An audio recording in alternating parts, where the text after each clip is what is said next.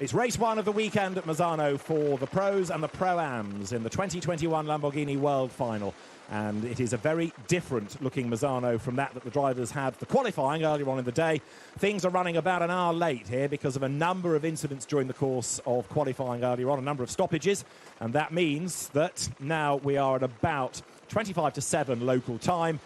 It's a lot cooler and it is certainly a lot darker. As you can see, the headlights making their way out onto the circuit. It is a good job that the Misano circuit has floodlighting, but from the driver's point of view, reference points are going to be very different. And also, of course, not only is the light going, but so is the temperature, and that's going to have an effect on cars and on tyres and on pressures and temperatures and everything else that they will have been working on in different conditions earlier on in the day. Marietta Evans down on the grid, David Addison trackside, and I'm delighted to say so too is Lamborghini factory driver Mirko Bortolotti. Now, Mirko, this is going to be a real test for the drivers, isn't it? Because it is pretty dark out there. Yes, there is the floodlighting, but it's a really different feel to the track now. Yeah, it is. Good evening. First of all, thanks for having me. Great to be here. And yeah, as you mentioned, I mean, it's for sure a challenging situation. A dark race, something that we are pretty used of from the Blancpain Sprint Series. In our case, when we race here, it's always a night race, so it's definitely cool to have another night race here tonight for the Super Trofeo guys, for the Super Trofeo World Final. So looking forward to an exciting race. A word about this circuit, because it's got some fast sections, it's got some really difficult sections, double apex corners, you turn and then turn again, and we've seen people making quite a lot of mistakes. Yeah, I mean, we know Misano. It's quite special, I would say. It's generally built for motorcycles, which gives you plenty of room. So if you make a mistake, it's forgiving. Let's say that way. But it's definitely a cool track. The first time I raced in 2005, we actually raced the other direction, and then the year after they changed to clockwise. So. It's definitely a cool racetrack. As you said, there are quite fast sections on the in the second sector and quite technical part as well in the first sector especially. So it's always fun to race here because it gives you a lot of opportunities for overtaking. So it's not decided after qualifying. You can start also from second or third row on the grid, and you can still have a great race. And you can still fight for the win. So yeah, that's what makes Misano quite special in my opinion. Now let's quickly head to the grid. Marietta Evans is there. Marietta, who have you got? I'm with one of the strongest drivers in Super Trofeo America this season. Steven, the title of the Super Trofeo America couldn't go for you, but I got a feeling you're really gonna go for this one. Yeah, we're starting a little bit farther back than we would really hope for, but we trust the team with the car. We trust everyone that's putting in the work for this, and they put their trust in me. So we're going to go out there and we're really going to show them, we're going to show them how it's done. And yeah, we have nothing to back down for. We have nothing to lose. So we're going to go out there. We're really going to give it our best. Thank you very much. Good luck. Stephen Aguikarni, who was the AM winner at the last World Final. And he has proved himself to be a very rapid driver indeed, but he's right, starting a little bit further back on the grid, as here the Oregon entry of Leonardo Pulcini, this year's pro champion in the European Series, heads to the grid. These cars, Mika, are fantastic race cars.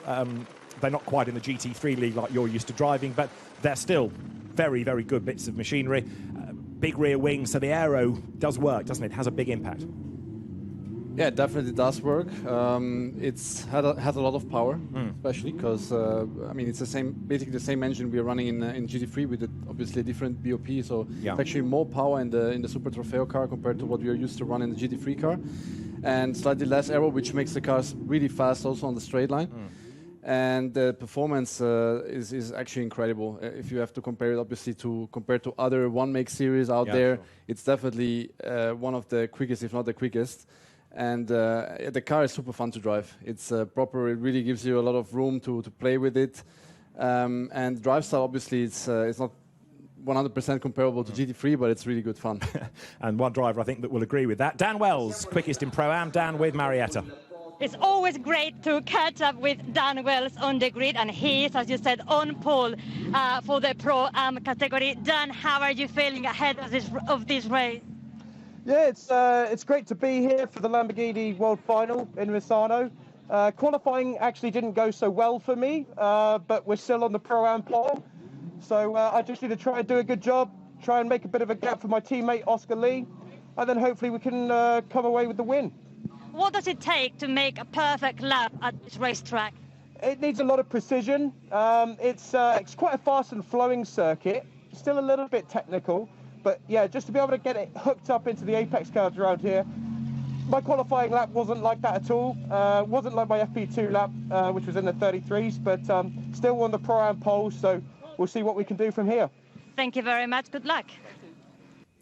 So Dan Wells, pole position in Pro-Am. Oscar Lee will take over that car, and both of them at the end of this weekend going back to the Far East and 2 weeks quarantine, so they are determined to enjoy the greater freedoms of European life for at least another couple of days. Now there, Karol Bash is partnered with Mattia Michelotto rather than with Andrei Lewandowski, who we saw going solo in the AM race. Mattia Michelotto normally is to be found with Michael Doerbeker, but it's a different partnership coming into this World Final. And again, there's this real split of two driver entries and soloists. There is Danny Cruz, who had 2 race wins yesterday. He shares with Dan Pell, and it should be Danny Cruz to start the car. So in a moment or two, he should leap on board, and that will start on the outside of the front row of the grid, the Bonaldi car. Danny, the European champion, going back 2 seasons. He was the pro champion. A 50-minute race, Mirko, like we have here, does it take much out of a driver if you go solo? I understand for the AMs maybe there's a good reason for having a co-driver because it helps to split the cost of going racing, but is it hugely demanding physically if you drive on your own? In fact, hold that thought, because Marietta has another interview first on the grid, and then we'll discuss drivers and the pros and cons of 1 and 2 drivers. Marietta. And now we are with the man on pole for the pro category, Mattia Michelotto. Mattia, do you think you also have the speed to turn this pole into a victory? Yes, I'm very happy for this pole. Thanks the team, and see you later. Thanks. You have a different teammate, different co-driver this World Final. How do you think Karol can help you? For me, Karol is very fast. Yes. Thank you very much. We'll let you focus on winning this race. So the 5-minute board shown. Let's go back to this thought about 2 drivers, 1 driver. Is there a benefit to a co-driver? Is it better to go solo? What would your preference be, Mirko? I think, no, it's always, I mean, we know that GT racing, Super Trofeo has always been sharing the car with the co-driver. So for me, that's the idea behind it. So generally, that's the way the races are handled. And, you know, working with a teammate, together with the team on the car, getting the setup right for both drivers, etc., is what really makes the series so special. And of course, having the opportunity to race solo changes a few things. As you said, physically, usually it depends on the fitness of the driver, but they're all fit. I know them pretty much. Yeah. Everyone on the grid, they prepare themselves to be fit in a race car, and at the end of the day, it's more about preparation, how you get done with it. But it's not super difficult to drive the car, but the fitter you are, the better it is. Let's say it that way. Danny Cruz, he's going to start 33 on the front row. Marietta. Danny, you won 2 races yesterday, starting from the front row. Can you make it 3 of 3? Yeah, we'll try our best. We know we have the speed. We've been in top 3 every session. So yeah, we just need to make the best out of it and just push as hard as possible, bring it in P1, and then my teammate can finish it off. Good luck. You're a man on a mission. Thank you. So Danny Cruz, 2 wins yesterday. One after Max Weering had a puncture and spun, and then the other was because of a penalty given to Loris Spinelli for a rather brutal move against Kevin Gilardoni. Now there is 101, which is Carl Marcelli, and that's another of the American contingent lining up on the outside of the 3rd row of the grid as we get set then for the formation lap in a moment or two.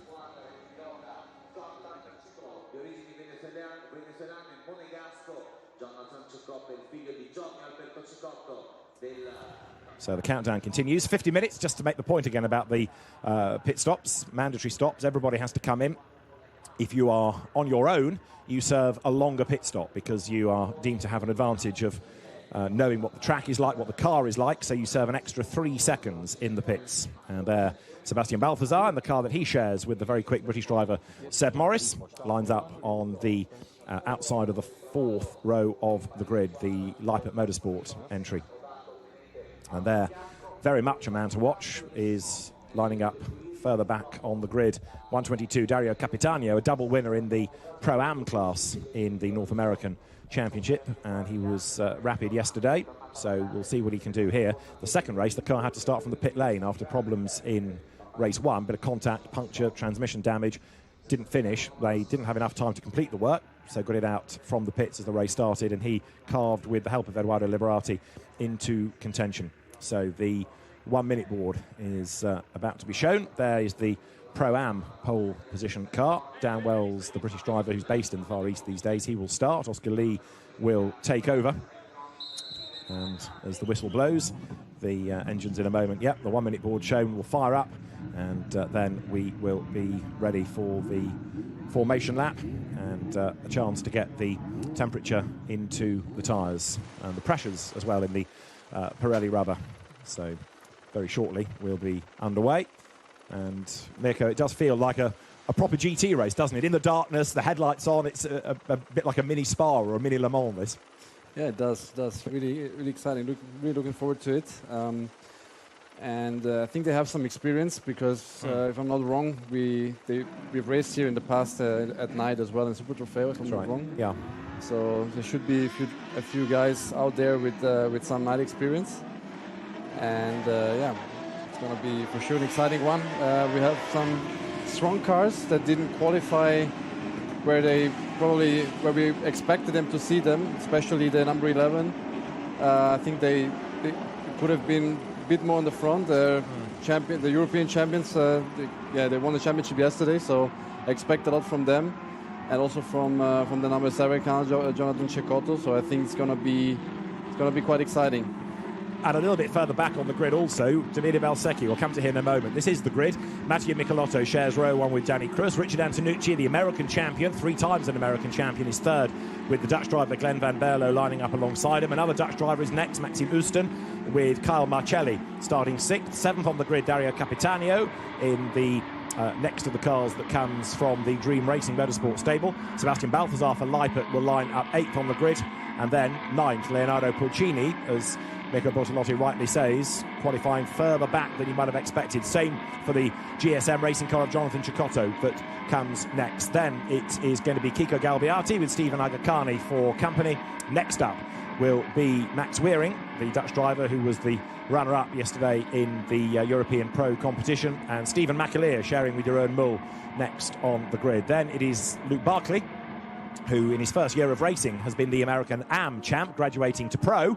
Dan Wells lining up alongside him. Then Davide Valsecchi, GP2 champion in the guest car, sharing with Sky MotoGP presenter Guido Meda, and then Brandon Godovic, the American Pro-Am champ, alongside. Yuri Wagner is next with Andrea Cola, a triple winner out of Europe this year for company.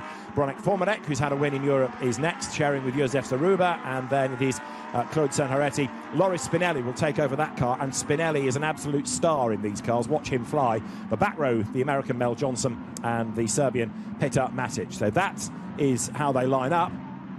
And of course, some of those Pro-Am cars where they've got 2 drivers, Mirko, are going to rise and fall depending on who is behind the wheel, whether it's the quick Pro or the not as quick Am driver.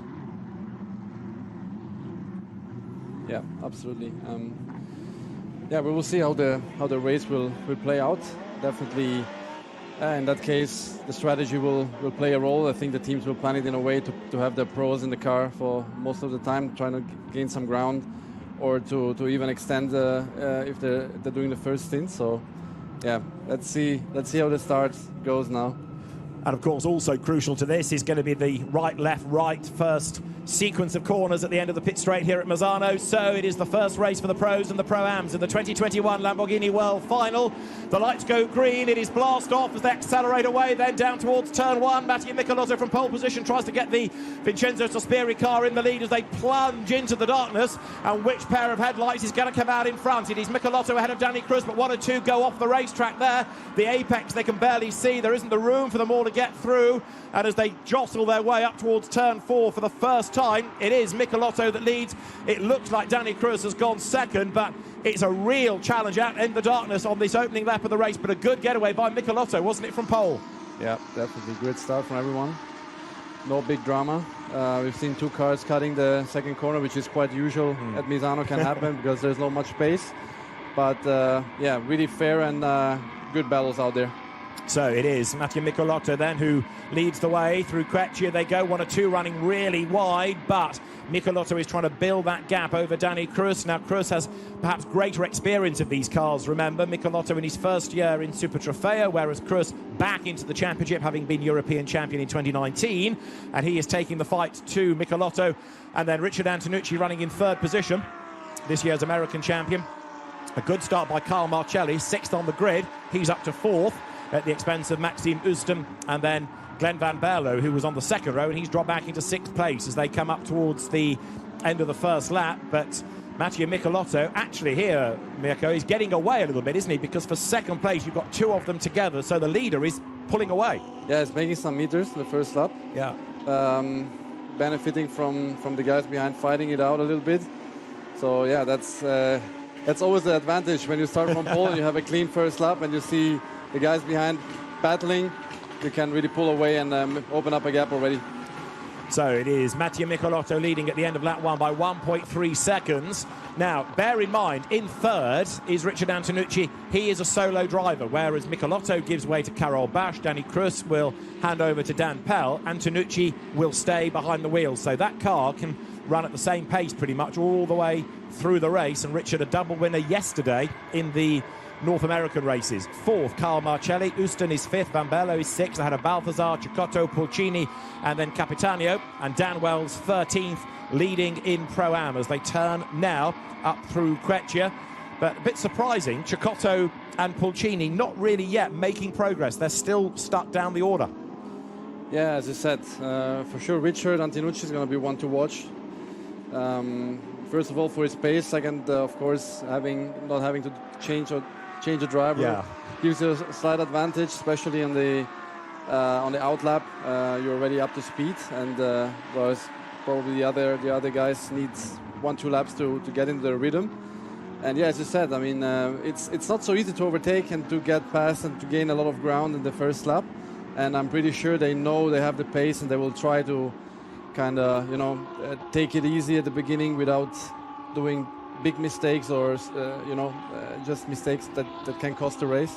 Now, Danny Cruz is being told to give back 1 position because he cut the corner at turn 1 on that first lap. The race officials feel he has gained an advantage by doing that. Well, he was 2nd on the grid. He's 2nd in the race, but he's being told he's got to give away a position. He will not be happy about that, will he? Yeah, surely not. Surely not. Your thoughts about something like that? In the darkness, it's hard to find the apex, and when there are so many cars, it's easier to do that than make contact, isn't it? Yeah, definitely. I mean, if you gain advantage and you obviously you gain a position, and then it's clear that you have to give the position back. And but it's always sometimes you're on the same. You didn't have the feeling that you gained or you were already in front or whatever. But decision is a decision. True. That's why race control is there, and you have to accept it as a racing driver and just make the most of it. It's true. Well, Danny Cruz then, he's going to really help Richard Antonucci because he's going to give 2nd place to him. But the way it's phrased, 33 give back 1 position. Well, Danny Cruz started 2nd, he runs 2nd. He didn't really gain. He stayed where he qualified. However, race control say he's got to drop a place. They're going through his 54, Maxime Usten, who is currently running in 5th place. But Mattia Michelotto 1.2 seconds clear at the moment on Danny Cruz, who in turn is 0.6 of a second up. There he is on Richard Antonucci. So to give back the place, he's got to give a chunk of time anyway. He's got to let Antonucci catch him and then overtake him. So Danny Cruz is really going to be losing a lot of time here as he goes through, because look, Antonucci is over a second behind him.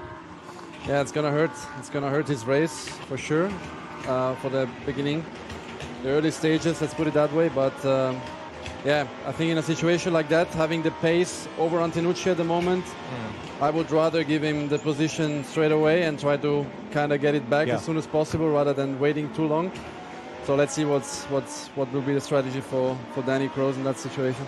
Well, you're riding with Richard what he's doing. Antonucci. Yeah, that's his view. So getting a bit closer. Here he goes.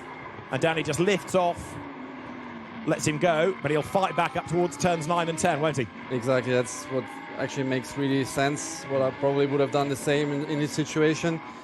And yeah, obviously from his point of view now, it's just full attack, trying to overtake Antonucci as soon as possible and yeah, chase the leader again. So the chase is on now for second place. Cruz versus Antonucci, and Mattia Michelotto is able to build that gap. 2.5 seconds now, 2.8 seconds now, in fact, the advantage, as Cruz tries to get back ahead of Richard Antonucci. Now, where around here is the best place to challenge? Is it on the run down towards turn 1, or are there other good places? Yeah, it really depends on your exits, also compared to your opponent. And it can be pretty much everywhere. I mean, you can, there's, as I said before, there are quite a few spots where you can overtake here at Misano. But obviously, it always depends on also on the guy you're fighting. And we all know Richard is really experienced, really quick. It's going to be quite a difficult task for Danny to get past the 127. There in replay was the move, and it was an easy one. Danny Cruz let him go, as he'd been instructed to do. So right now, he is back on the tail, and he's crawling all over the back of Richard Antonucci, because Danny Cruz in the red Bonaldi Motorsport car knows he's quicker because he was ahead and was pulling away, and now he's being held up by Richard Antonucci. So Mattia Michelotto is building that race lead. There he is, out on his own. He's getting away all the time. Can Danny Cruz make the move into turn 8 on the inside of Creccia? The answer is no. He's not really quite close enough there. So Richard Antonucci fending him off. Now, next question here, Mirko, is with the aero, with the big rear wing, is it a bit like a single-seater? The closer you get, the more you struggle with the aero? Yes, but the positive thing of those cars, you can pretty much follow the guy in front. Obviously, when you're following, you're losing a little bit of aero on the front. But yeah, there are some things you can do in terms of drive style, the way you brake, the way you use the braking of the car, the way you use the minimum speed and the line, that you can still follow the guy in front and get a run on him and trying to outbrake him in the next corner. So it's definitely not an advantage to follow, but it's possible, let's say that way. Well, Danny Cruz for the moment is just falling away a little bit, isn't he? That gap has just widened slightly. Contact between number 11 and 122, Leonardo Pulcini, and who's in 122, Dario Capitano, being looked at. Kevin Gilardoni is Pulcini's co-driver, and Kevin is with Marietta. Kevin, yesterday Leonardo and you went through hell and back, but you finally made it. You are the Super Trofeo Europe Pro champion. How do you feel today, looking back on all the drama yesterday?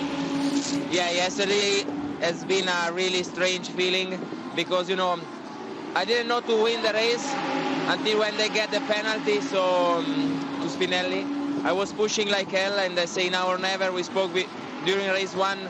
It's not done until it's done, so I did my best stint in my career, so I'm so happy.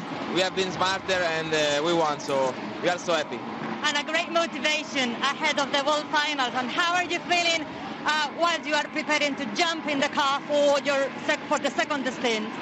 Yeah, it's like yesterday, the second stint. Today we will be in the dark. I like the dark, so, you know, one thing is achieved, so it's in our home, and today we will push as much as we can. We are fighting in the middle of the field, so we will do our best, and we are just having the first taste of this win, so we will see. Thank you very much. Good luck for your stint. Thank you. Now, the problem is that car has, because of contact with 122 Dario Capitano, dropped down into 16th place, and that's out of the points. And there is the replay of the contact, and Capitano from the North American Championship is being given a 10-second penalty at the end of the race for that move. So, again, race control coming down hard on drivers that cause incidents. And in replay, Capitano makes his move, bang. Yeah, not ideal for both, unfortunately. And yeah, it's a shame. Definitely a shame for number 11 car, because I think they were one of the favorites, but it's still a long way to go, and I'm sure they will come back. Exactly right. So Leonardo Pulcini, who along with Kevin Gilardoni is this year's European Pro Champion, he's at the wheel. He will now push throughout his stint, which has still got another 9 minutes until we get to the pit window. Now, Danny Cruz, in the meantime, not really being able to come back at Richard Antonucci, that gap hovering around a second or so, whereas Mattia Michelotto is nearly 4 seconds to the good. He's there, clear up the road. And the Italian GT racer of last season, Super Trofeo front runner this year, had second place in the last race of the championship yesterday. His best result of the year. Karol Bash will share with him, and Karol Bash, an experienced driver in Super Trofeo terms. So things are looking good here for the Vincenzo Sospiri team right now in the lead of the race. Yeah, perfect race for them so far. Great pace by Michelotto. He's absolutely flying out there and building that gap. But yeah, in that situation, you can only keep pushing and trying to, you know, bring the race home. Because from that point of view, obviously, everything went perfectly. But in those races, everything can happen, and you never know. But for sure, they are on the right way tonight. Well, the margin is going up all the time, and in a sense, it's a surprise given the pace that Richard Antonucci had in the North American races yesterday. You might have anticipated that he would be really a factor in this, but he's not being able to catch even the, you know, he's been given second place. He didn't earn that, he was given it, and he can't catch the race leader as you ride on board now with Pulcini heading up towards turn 4. He's working really hard, isn't he? Look at the effort being put in there. Yeah, that's the most technical part of the track. The first sector, as you see, quite a lot of change of direction and medium speed corners before you head into the most quick part of the track. You see Pulcini is now trying to get back into the position that he lost with the contact earlier on. Yes, Luke Barkley ahead of him and Dan Wells ahead of Luke Barkley. Of course, from Pulcini's point of view, that impact may have done some damage to the geometry, the tracking of the car, so it might be more difficult to drive now. That's possible, but the pace looks still quite okay, even though it's driving in traffic, but it looks like it's quicker. So those cars are quite strong generally. It always depends where you receive and hit. Yeah. But it just looked like everything is fine and you can carry on normal pace. So I think it's going to be okay for them. Well, right now, there Dan Wells is still clear in Pro-Am. Second in Pro-Am, Davide Valsecchi in a car that was damaged in Q2 when Guido Meda put the car off the road. And third in Pro-Am is Yuri Wagner. There, Luke Barkley goes across the line. He's this year's American Am champion, stepping up to Pro for the World Final, which is a really big step. And in his first year of car racing, he's done a really impressive job. Through turns Dan Wells. We're on lap 9 right now. And we've done 13 minutes of the race, as you see Dan Wells hustling on through turns 4 and 5. The British driver based in the Far East these days, and Oscar Lee, his co-driver. Up front, 4.5 seconds is the margin between Mattia Michelotto and Richard Antonucci. Danny Cruz is still third. Kyle Marcelli is fourth ahead of Maxime Ouston. And then sixth is Glenn Van Berlo. And Dario Capitanio ninth on the road, but with 10 seconds to be applied at the end of the race. There is Richard Antonucci, but he, if anything, is falling away rather than catching Michelotto. So not what we expected at all out of the American right now. Michelotto is having a really good first stint. Absolutely. I mean, they have a little bit of like 2-3 tenths difference per lap. Richard Antonucci being really consistent. Same for Michelotto. Let's see what happens in the second stint, because tire management is always really important thing. Maybe Richard is trying to save his tires a little bit more for the second part of the stint. Even speculating on safety car or something like that to happen, which can completely change the race. Yeah. So it's not always just one on the first stint. Obviously, the gap is now almost 5 seconds, and yeah, but it's still a long way to go. And as you said, Richard will have Antonucci will have a longer pit stop due to the fact he will not change or give drive to his teammate. So yeah, we will see what happens in the second stint, especially. Another man to watch in the second stint, coming up from the back of the field, Loris Spinelli, and he is with Marietta in the pits. Loris, you have had 2 different co-drivers in Mainz this weekend. You have been doing Super Trofeo America and Super Trofeo Europe. Is that an advantage that you have been able to accumulate more miles, more kilometers than other rivals? Yeah, for sure. It's been a busy weekend for me, for sure, because I drove all the race and so double qualifying. It's been a tough week. Some enjoyed and some sad, but now we are focused for the World Final with Cruz. So we are fight for Pro-Am class, and let's see. Now we start very well. We lost just a little bit to position, but we are looking forward to do our best. Yesterday in race 2 of Super Trofeo Europe, your car was involved in the incident with the Oregon car. Could you tell us about that incident from your perspective? Yeah, for sure. I fight all the race. I was thinking about a strategy to fight for the championship with Gilardoni. I closed the gap with the other guys, and I think I did a good job.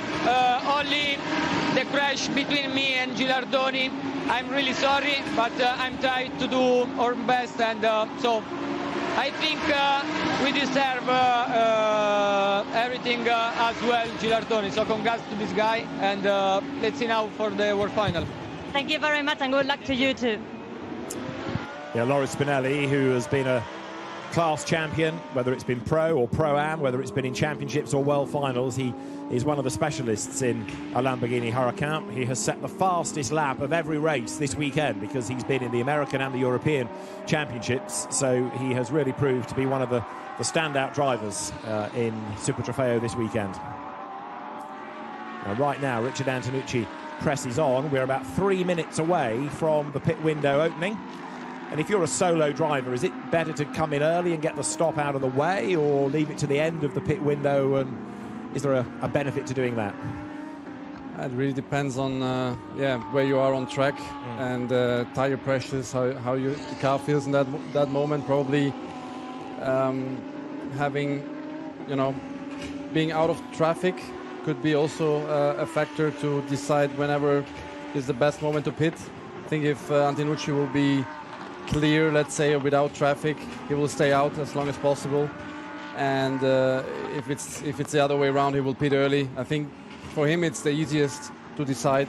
He doesn't have to make a call based on the strategy, but he can really choose his own strategy basically for his race. So I think it's definitely an advantage, so we'll see how it plays out for him.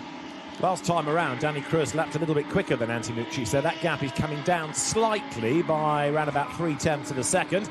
So Danny Cruz, who will give way to Dan Pell. Dan, new to Super Trofeo this year. They've had 3 race wins together, but whether Dan Pell has the pace to match that of Richard Antonucci, we'll wait and see. But significantly, Richard Antonucci's pit stop has to be 3 seconds longer than the Cruz-Pell stop. So on that time alone, he should fall back the place that Danny Cruz had to give to him early on in the race. Yeah, and that could also be a reason for Antonucci to stay out long, because he will expect Danny Cruz to stay as long as possible to extend his stint, and they will try to cover him staying out as possible. But Danny, last lap round, fastest car on track, so he's absolutely on a mission trying to attack the second placed car. I think that's what he needs to do for his race, but as you mentioned, they will come out most likely they will come out ahead with a 2.5-3 second advantage over Antonucci after the pit stop. And you saw Danny Cruz really pushing coming out of the curve of Misano there, up over those yellow banana sausage curbs, put down behind the main curbing, so hanging it out to dry on the outside line was Danny Cruz. The margin 0.8 of a second behind Richard Antonucci, and 4.6 seconds up the road is Michelotto. But last time, Antonucci lapped quicker than the race leader as well, so the gap coming down just fractionally between the top 2. The pressure is going to be on Karol Bash when he takes over number 6, because he's got to deliver, hasn't he, and maintain that advantage, if not build on that gap. Absolutely.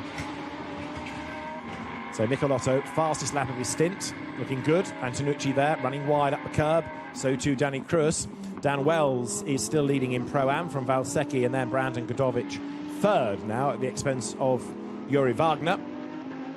And Pulcini is still stuck in 16th place. He cannot get through the traffic here.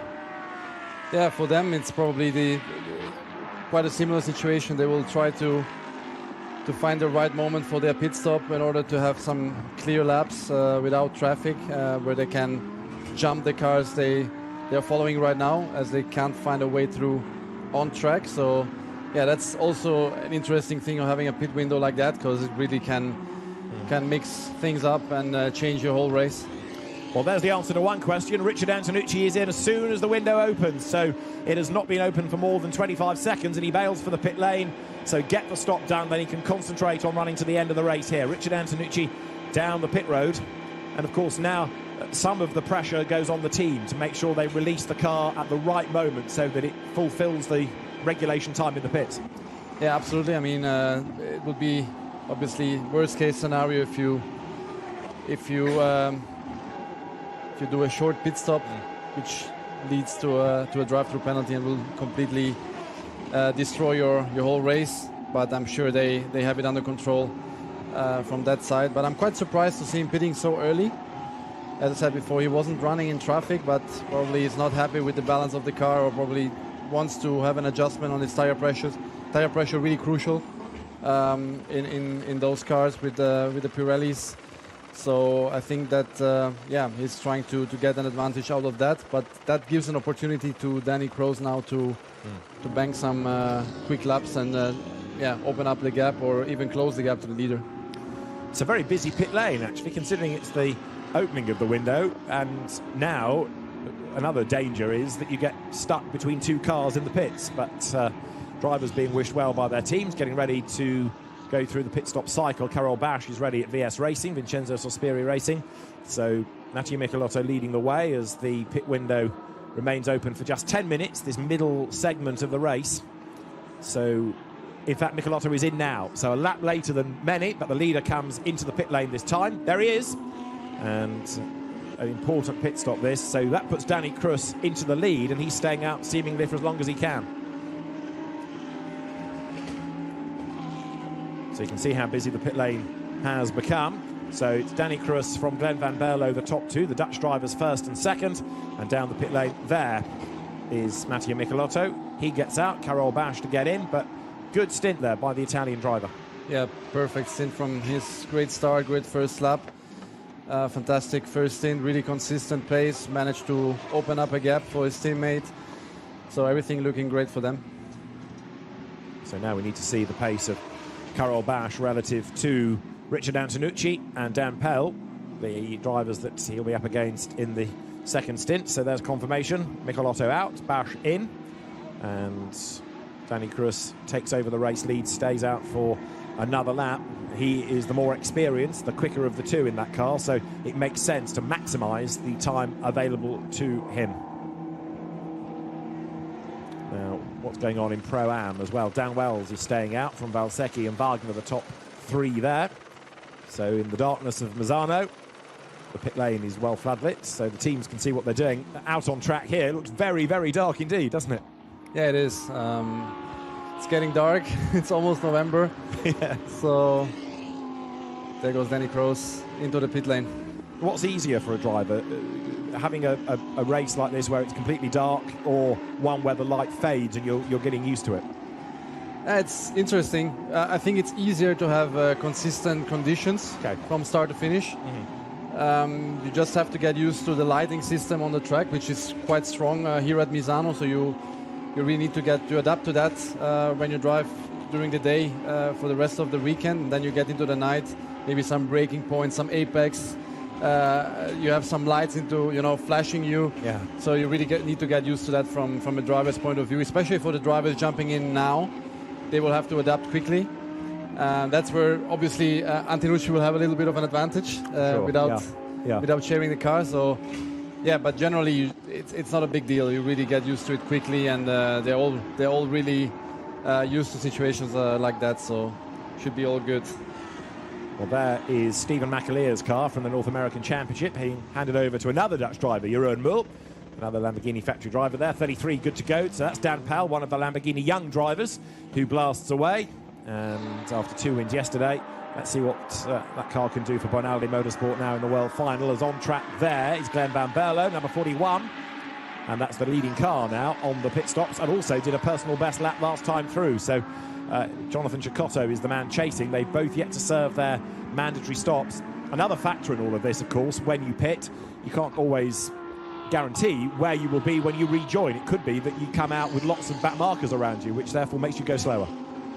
Yes, absolutely. I mean, in that case now, everyone pitting now has less risk from that side, because majority of the field was already in the pit lane. But especially at the beginning of the pit window, you can easily have a situation as you just described, and that obviously changes your plans and changes your strategy most of the time, and you have to adapt.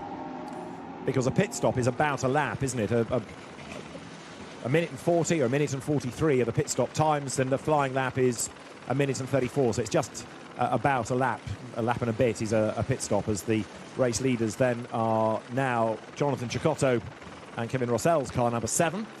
Dario Capitanio is up to second, Dan Wells third, with only another 4 minutes of the pit window remaining. There's Glenn Van Berlo into the pit lane then. He was leading, but comes in to give way to Raul Gutzman, the Mexican driver.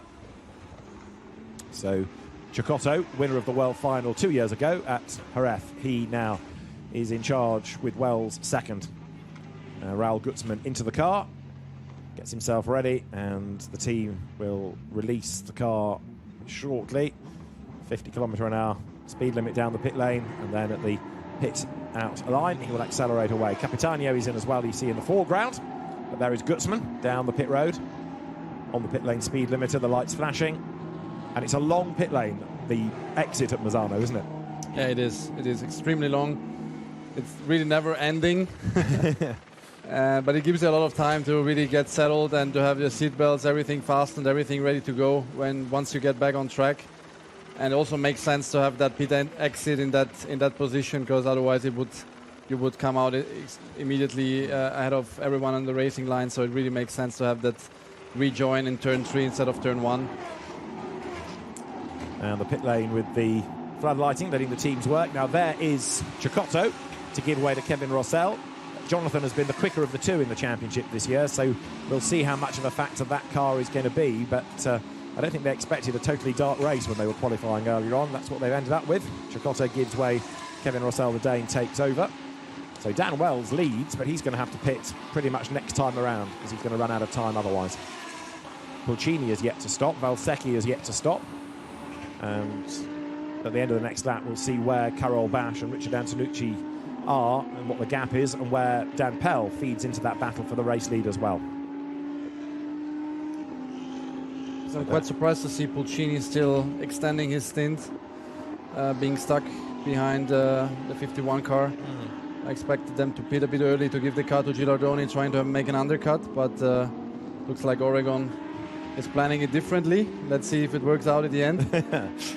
Yeah, Pulcini staying, as you say, behind Dan Wells and not really on his tail. There's a second just about between those two, so he's not really fighting for position, but they're both going to have to come in this time, because there is now less than a lap time left in the pit window, so they've got to come in this time, haven't they? Yeah, that's the last chance to pit for them.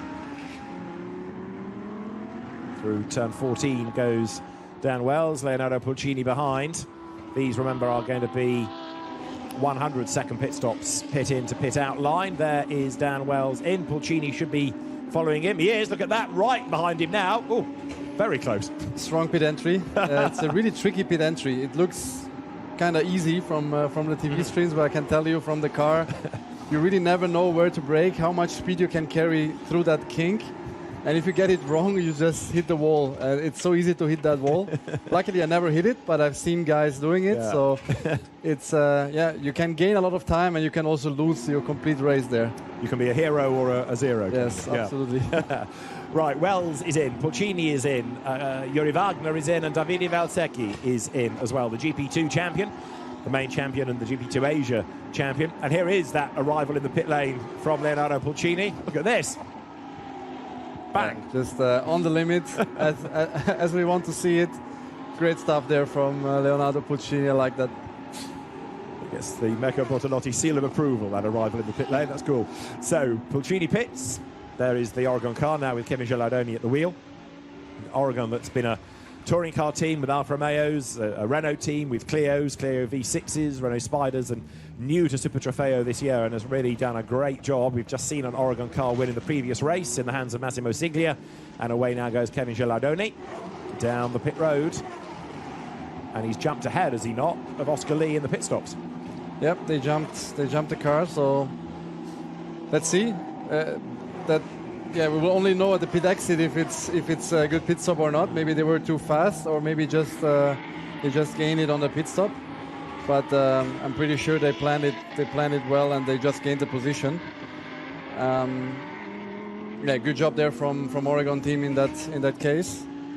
And clear track ahead for Gilardoni. He will need to push really hard now, trying to get the maximum out of the last 19 minutes in the race, and trying to get their chances. To get better chances for the first of all for the result today, and for the overall result in the World Final.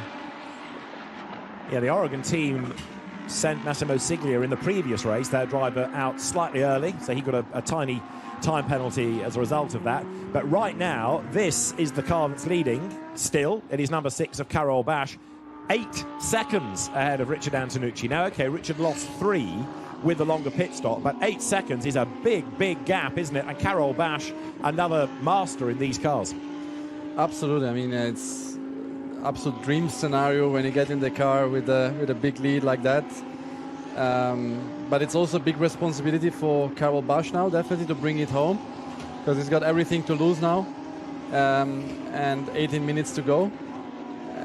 It's not such an easy situation as it might look like. It's obviously the dream, as I said, the dream scenario for every racing driver. When you take over the car, you have a big lead, and nobody else close to you fighting you. But on the other hand, it's sometimes when you're under pressure, it's sometimes easier than driving on your own. Okay. And the chance of doing mistakes sometimes is bigger when you're not under pressure. So let's see. But I'm pretty sure that Karol Bash has it under control for the VSR team.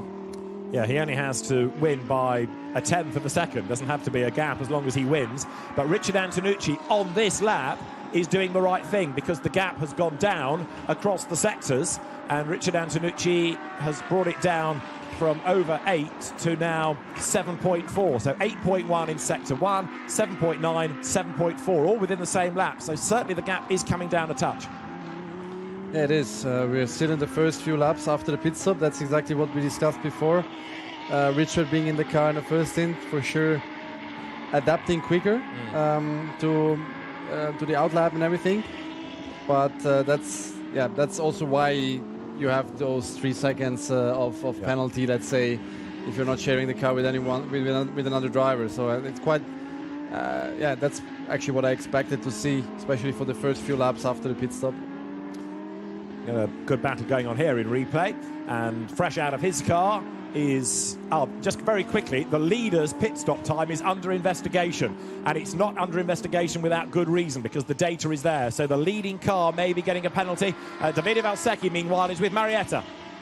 Davide, as somebody who has experience both as a driver but also analyzing races for the audience, could you explain to us how challenging was it to drive in the dark, because you haven't done any practice in the dark at this racetrack? Yeah, you're right. It was not easy at all, but the problem is, it's not the truck, it's not the car, are the contenders, the rivals. They are too strong, too quick, bloody fast. So happy for them.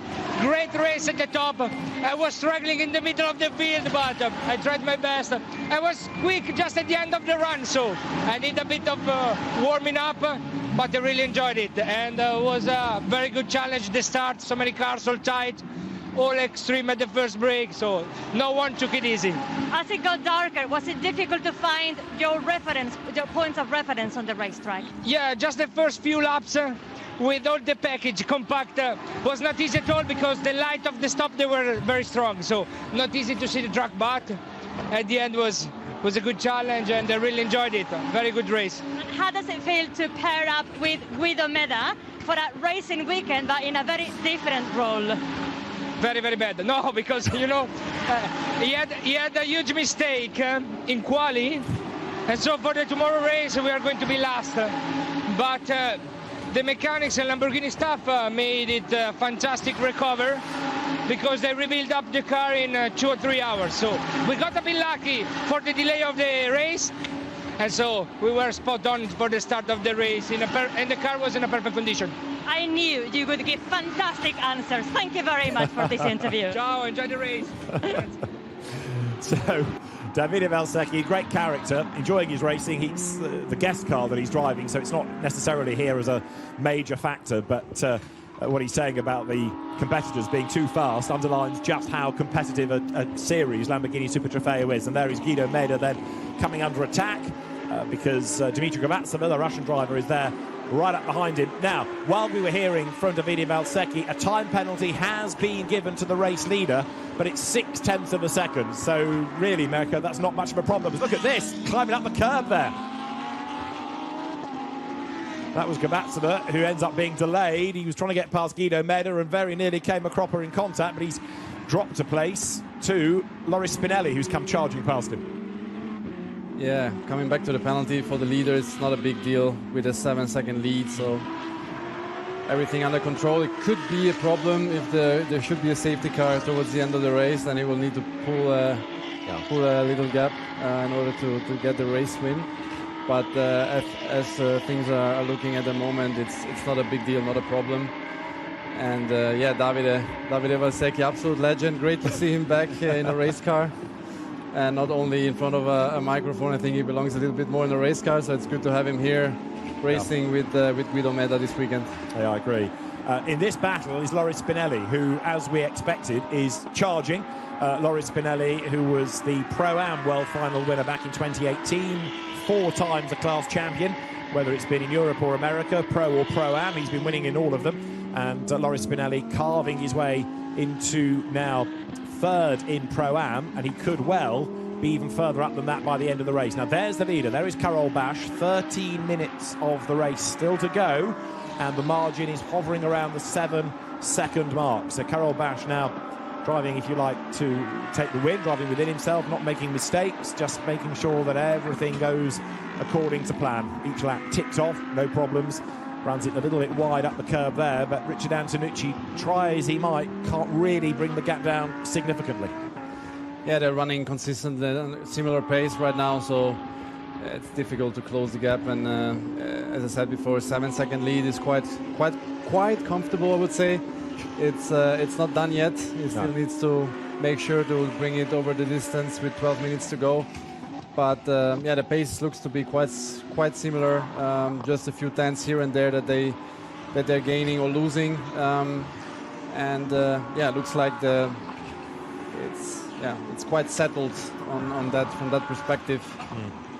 And if nothing major happens, it's gonna stay like this, I guess. It's not gonna be a big change from here to the end.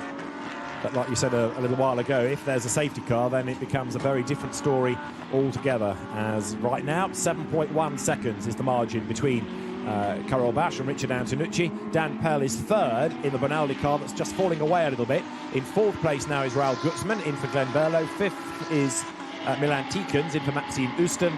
And then in 6th place, Danny Formal, who in turn has taken over from Kyle Marcelli. Dario Capitanio is 7th on the road, but there's a penalty to be applied to that, and that means that, of course, Capitanio will drop away when we get to the end of the race. 8th is Kevin Rossell, and in the top 10 now, Jeroen Mull, who has managed to get himself, once he's taken over from Stephen McAleer, into the mix also.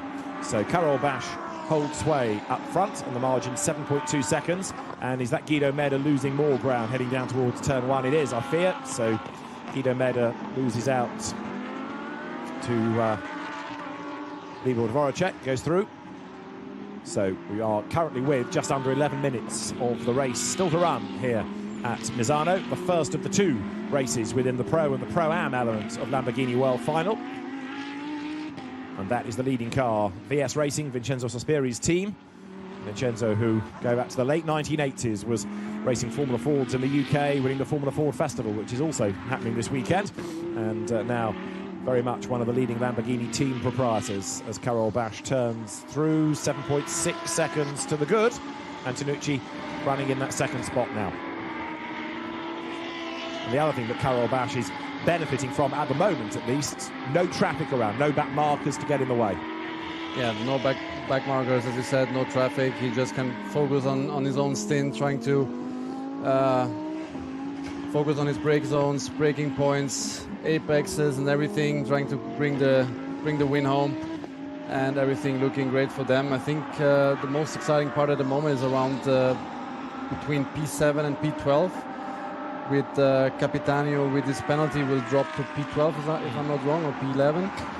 So there's quite a few cars. Everything can happen around those positions right now.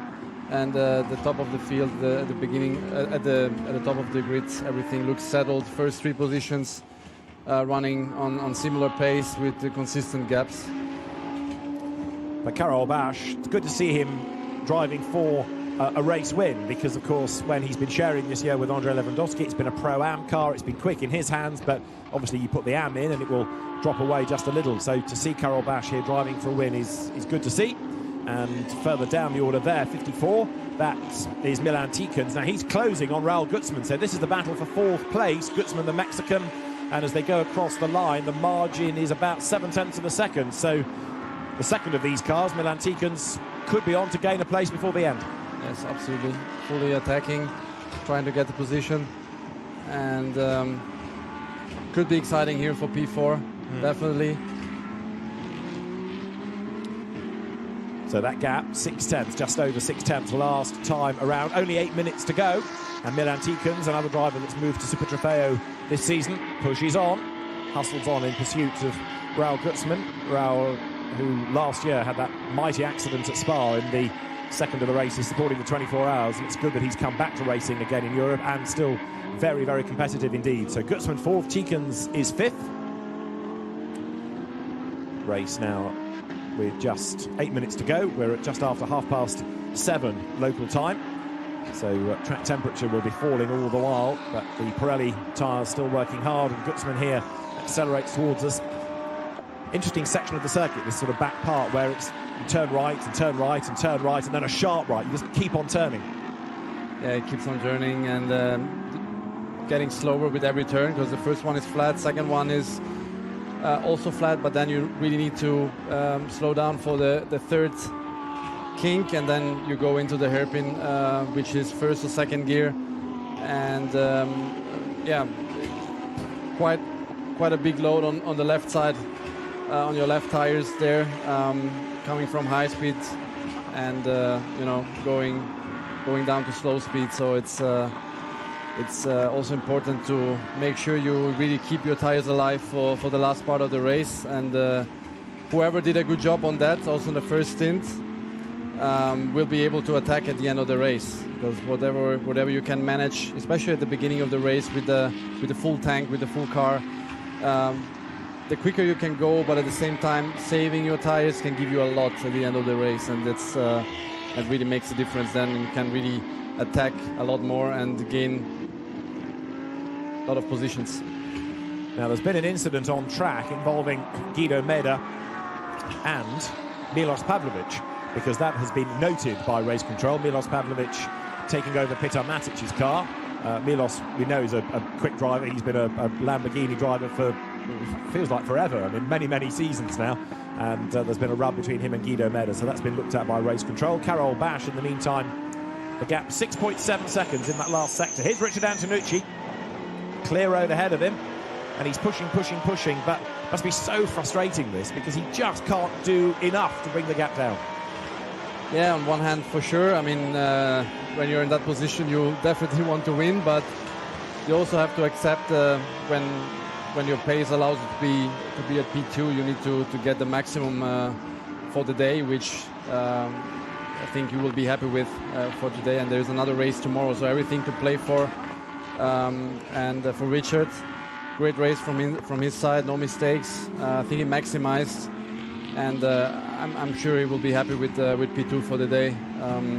Looking at the gap and how, you know, the pace of the leading car was a little bit stronger, so they will need to sit down and try to find a little bit for tomorrow. Even though he's closing the gap in the last 3 laps, as we can see, significantly, but I'm sure that Karol Bash is running on the longest 8 minutes of his life. Because yeah, when you have such a big lead, you just want the race to end as soon as possible, because you wanna have the victory. And every minute, every second, every lap more that you have to do is not nice. You just want to finish the race. Whereas for the others, probably they just want to go on for another half an hour and try to close the gap. So. Well, right now, Richard Antonucci, as you say, is chipping away a little bit. 6.7 has become 5.7 over the lap, so he's taken a second out on this lap alone. He's certainly having a go, but is that him pushing, or is that Karol Bash backing off? I'm pretty sure that Karol Bash is doing the necessary things that he needs to do. We know Misano is quite aggressive and can be dangerous for the tires, because having all those runoff areas invites drivers to use everything, every bit of the track and more. But yeah, when you're in that good position like they are now, you just try to avoid the curbs and bring it home. So you will see it automatically in the pace. As you can see, the pace now, the difference is 8-9 tenths, which is not the pure difference between the two. I'm just yeah, I don't expect Karol to have problems, so I'm pretty sure he's just trying to bring it home without any risks and avoiding to have any troubles. Yeah, I think you're right. We did have a few punctures yesterday as drivers took liberties with curbs, and perhaps teams also didn't quite have the right pressures in the tyres. But there you're looking at the current Pro-Am leader. Now that's Brian Ortiz. He's taken over from Brandon Godovic. They are the American Pro-Am champions.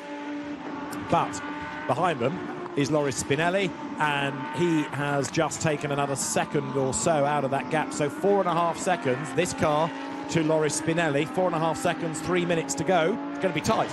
It's going to be tight, but Spinelli is the fastest driver on track at the moment. So he's definitely pushing to the maximum, trying to get the class win. But yeah, the gap is still quite big. Depends on how many laps we will still have, probably 2 or 3 laps.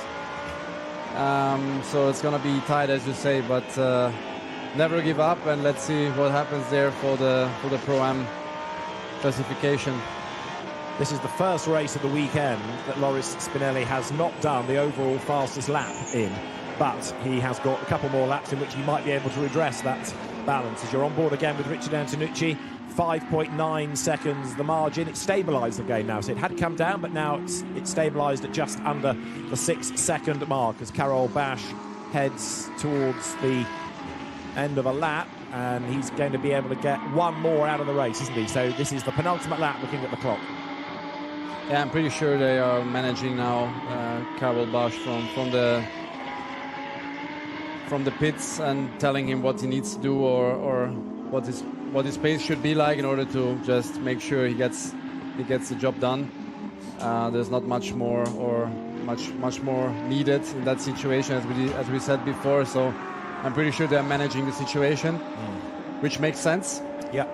And yeah, coming back to Spinelli, yeah, it's also difficult to compare when you do the first or the second stint, because as we know, everyone drives or starts on fresh tires or almost, I think, new tires in the Super Trofeo Championship. So it's definitely difficult to compare the second stint, where you kind of carry on the tires from the first stint, obviously running on less fuel, but the tire wear and the tire mileage is always playing a big factor in Super Trofeo and also in GT3. Well, there is Richard Antonucci, who goes on to his last lap with the deficit down 4.7 seconds. But yeah, underline the point, this is Karol Bash just making sure that he drives without error, brings the car for the win. Doesn't matter if he wins by a tenth or a minute. A win is a win is a win. And they will take the 15 points for the victory and the bonus point for the fastest lap in qualifying. So it puts them 4 ahead of Richard Antonucci going into tomorrow's race. There is Dan Pell running in 3rd. And in turn, he is clear of the Gutzman-Tikens battle. And still for Pro-Am, it's up for grabs. Brian Ortiz being caught by Loris Spinelli, but with only a lap to run at the end of the one there on, that might just be too tall an order. There's Antonucci. So he's given it a good go, but could not quite find the pace today. The European Championship runners prevail over the American champion. Yeah, but there's another race tomorrow. I'm sure they they will try to find a little bit more. Maybe night conditions or evening conditions didn't help them. Let's see tomorrow how it will play out. I think the conditions will be completely different, and we will see a completely different race tomorrow. So everything to play for.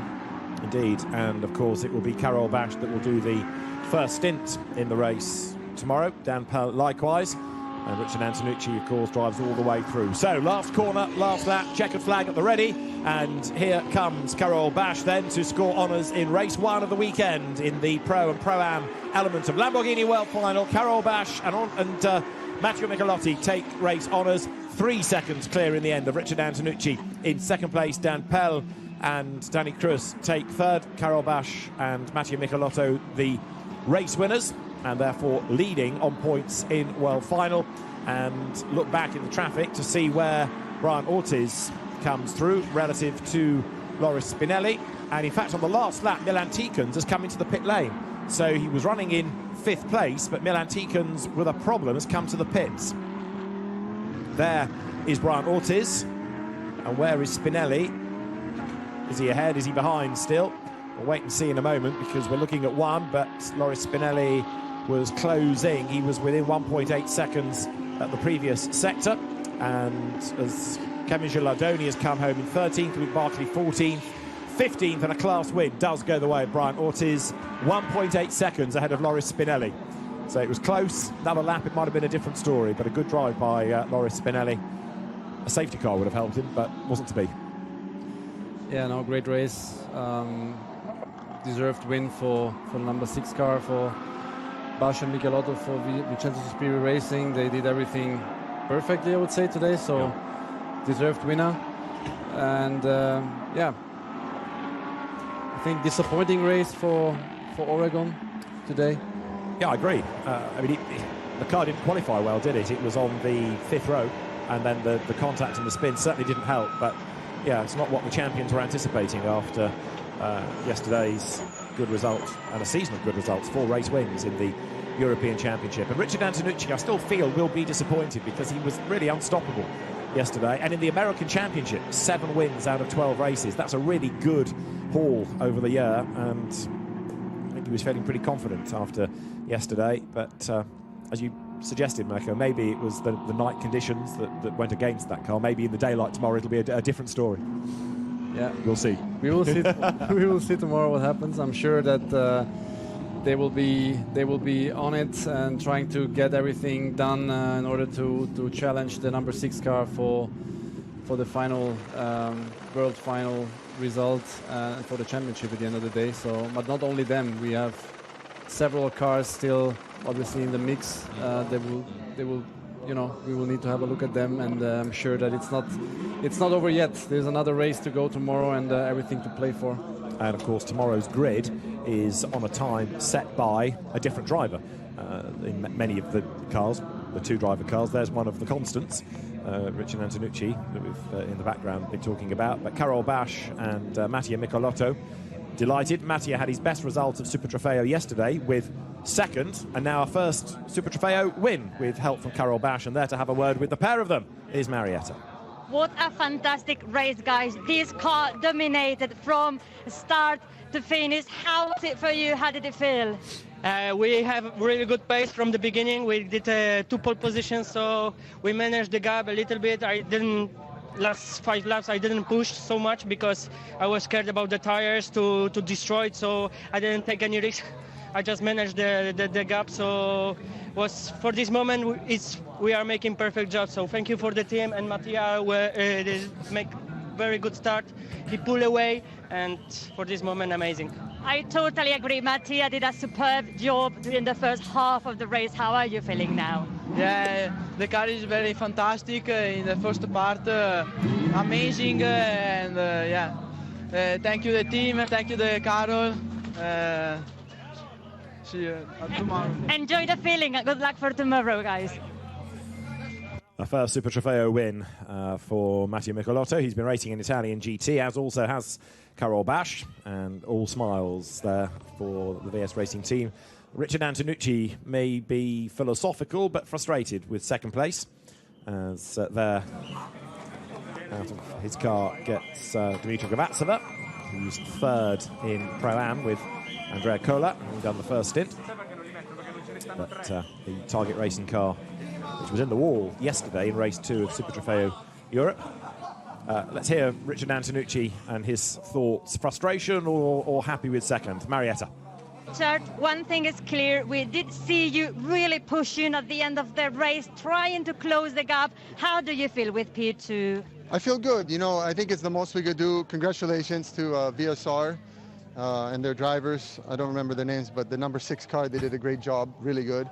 From qualifying, it was clear they have a step, an advantage on everyone, and I think we are ahead of the rest of the pack, maybe humbly, but very good. You know, this is our first time racing here. I had some contact with the 33 who finished behind us. It's nice that they made him give back the position because he cut the track. I thought I earned the pass, but in that contact, I think I lost some ballast on the wheel and it became very tricky to have vibration. So I would push a little bit, but always within reason. Once I gained the position back on the 33 with the 3-second disadvantage, I tried to manage. Thank you very much. Good luck for race 2. Well, that kind of explains a bit more of the story, doesn't it? If the car wasn't quite 100% with that little contact at turn 1. Yeah, unfortunately we didn't see it on the replay. Probably also due to night conditions, everything you can't see probably. But great that Richard gave us an explanation on what happened in turn 1. And yeah, I mean, if you have a situation like this, it's a difficult race then to race for 55 minutes. Yeah. With not a perfect car, so I think he did a great job at the end of the day, carrying it home, and he can be happy. I'm pretty sure he can be happy with that second place, because tomorrow there's another race, and as we said, everything can happen, and I'm sure they will be on it tomorrow again and fighting for the World Final. For sure. What about Pro-Am? A win for Brandon Godovic and Brian Ortiz with Marietta. Brian, a race win yesterday. You also the Super Trofeo America champs in your category. Race win today. This is the perfect weekend so far. Yeah, it's been pretty good. Gosh, that was awesome. You know, it's been a while for me since I've had a good run in the World Finals. Pretty awesome here to get a win in the first race. You know, tomorrow we got another one. You know, we really need to win that there, because if we end up tying with the 51, they'll win the tiebreaker with a pole point, I believe. So we just need to do what we can tomorrow to win, and just hope it plays out for us.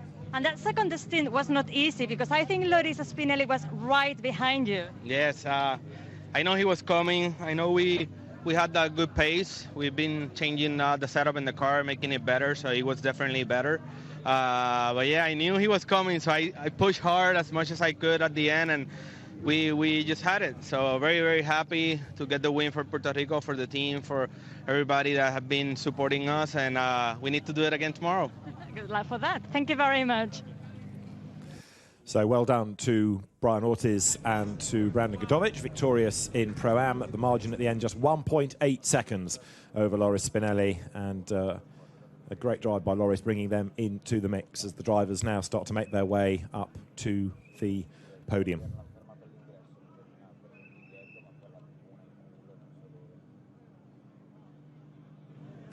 So let's confirm the win for Karol Bash and, I keep wanting to say, Andrei Lewandowski, his regular co-driver, but of course it's Mattia Michelotto who he is with in Pro. Karol Bash, Mattia Michelotto, the winners from Richard Antonucci despite the damage.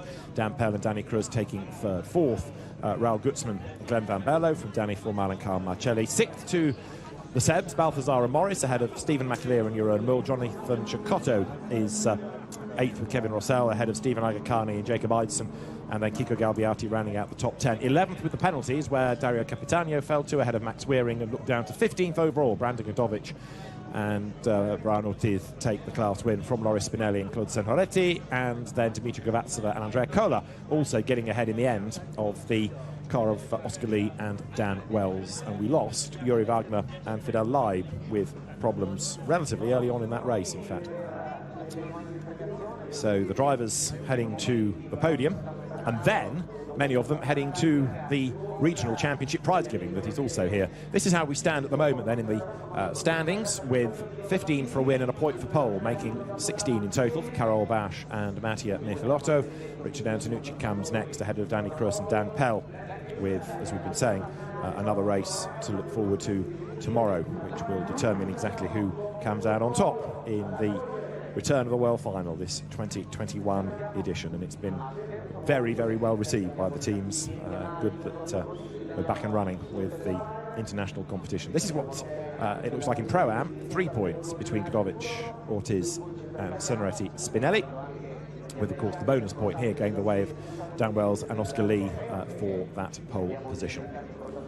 So drivers in a few moments to the podium, and then the celebrations will be underway. As I say, many of them will be celebrating again when they get to the hospitality and the prize giving, as first of all in Pro-Am out come Dimitra Gavatsova and Andrea Cola for Target Racing. They make their way onto the third step of the podium for second.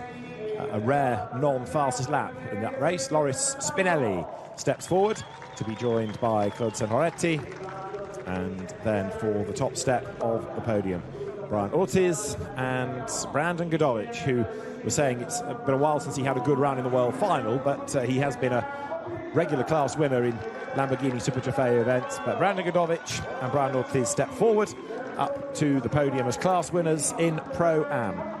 And of course, they're the American champions in Pro-Am as well this season. Brandon Godovic and Brian Ortiz take the win.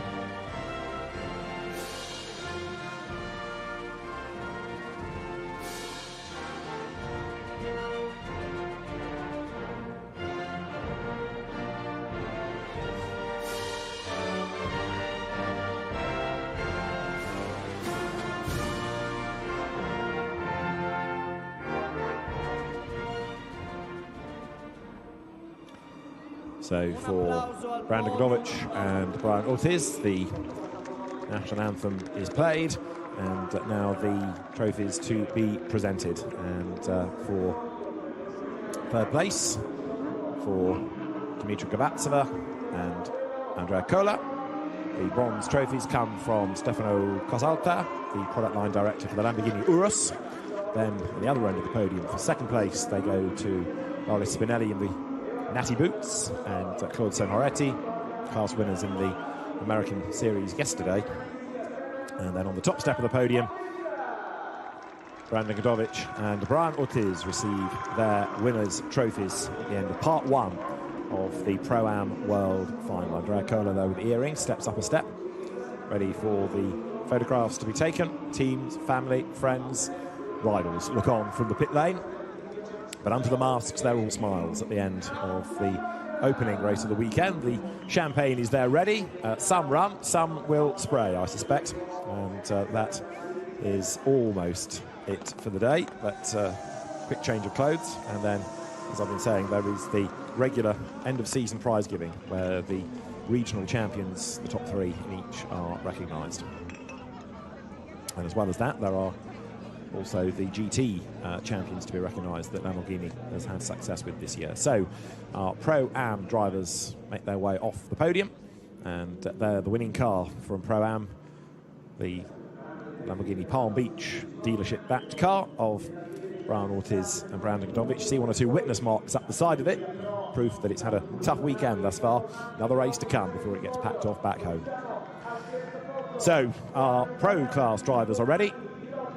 And it means that the Dans, Danny Cruz and Dan Pell, will step forward first for third position in their Bonaldi Motorsport car. Dan Pell, 17 years of age, Lamborghini young driver, and Danny Cruz, the 2019 Euro champion.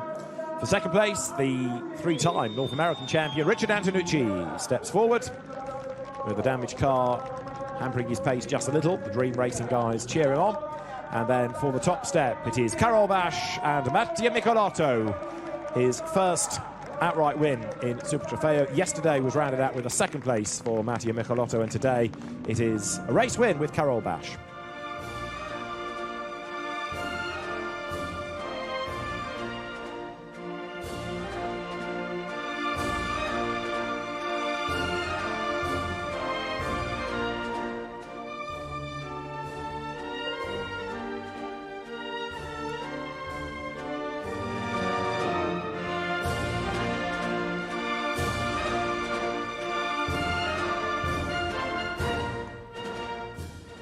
Un applauso al For the podium. Bonaldi Motorsport team, the Italian national anthem is played, and behind the masks are a very happy Carol Bash and Matteo Michelotto then, who put their Pirelli winners' caps back on and await the trophies, which are about to be handed over by Giorgio Sama, Lamborghini's head of motorsport.